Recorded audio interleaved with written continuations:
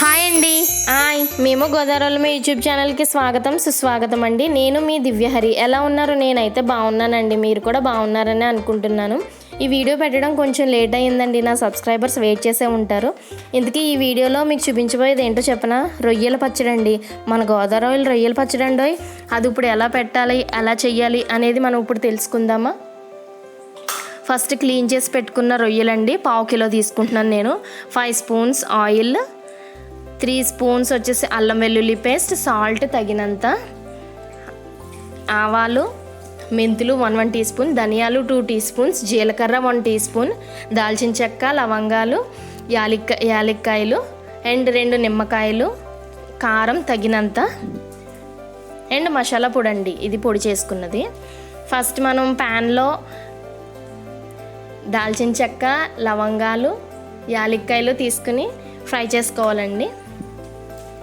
And జీలకర్ర 1 spoon జీలకర్ర, 2 spoons ధనియాలు కూడా తీసుకున్నామండి. అవి లైట్గా ఫ్రై చేసుకుని పక్కన పెట్టుకోవాలన్నమాట. అదిగోండి ఫ్రై అయితే చేసుకుంటున్నాను. ఎంత ఒక 2 మినిట్స్ సరిపోతుందండి. ఫ్రై చేసుకుని పక్కన పెట్టుకుని పొడి చేసుకోవాలన్నమాట అది.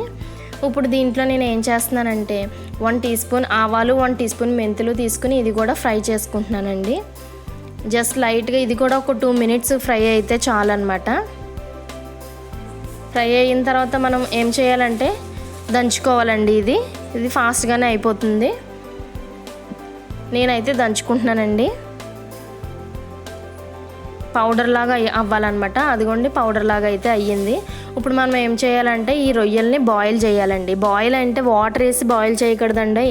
దీంట్లో రొయ్యల్లోనే మనకి వాటర్ అనేది వస్తుంది అనమాట. ఆ వాటర్లోనే బాయిల్ అవుతాయి.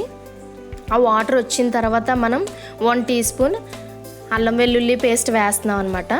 వేసి తగినంత ఉప్పు, కొంచెం ఉప్పు వేసుకోవాలన్నమాట. రొయ్యలకి ఉప్పు పట్టడానికి అనమాట. రొయ్యలకి ఉప్పు పట్టడానికి మనం సాల్ట్ వేసుకుంటున్నాం. కొంచెం వేసుకుని ఆ వాటర్ అంతా ఎగిరేదాకా ఉండాలన్నమాట. అదిగోండి వాటర్ అయితే పోయింది కదా, ఎగిరిపోయింది కదా. ఇప్పుడు ఇవి తీసి మనం పక్కన పెట్టుకోవాలి.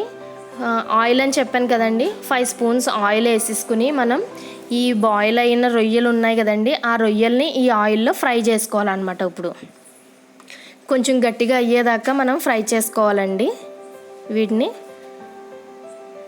అదిగోండి గట్టిగా అయితే అయినాయి కొంచెం రొయ్యలు. తీసి పక్కన పెట్టుకోవాలి మనం. ఇప్పుడు ఇందాక మనం రొయ్యలో వేపిన ఆయిల్లోనే మనం 2 టీ స్పూన్స్ అల్లం వెల్లుల్లి పేస్ట్ వేస్తున్నాము. వేసుకుని ఒక 2 మినిట్స్ ఫ్రై చేసుకోవాలన్నమాట.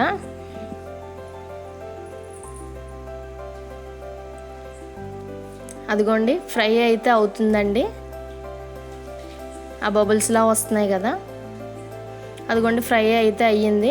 ఇప్పుడు మనం దీంట్లో ఏం చేయాలంటే ఇందాక ధనియాలు, జీలకర్ర అవి వేపి పెట్టుకున్నాం కదండి, ఆ పౌడర్ చేసుకున్నాం కదా, ఆ పౌడర్ని ఈ మిశ్రమంలో వేసేయాలన్నమాట.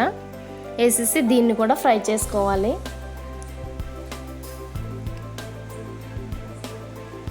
ఇది కూడా 2 మినిట్స్ ఫ్రై అయితే చాలన్నమాట.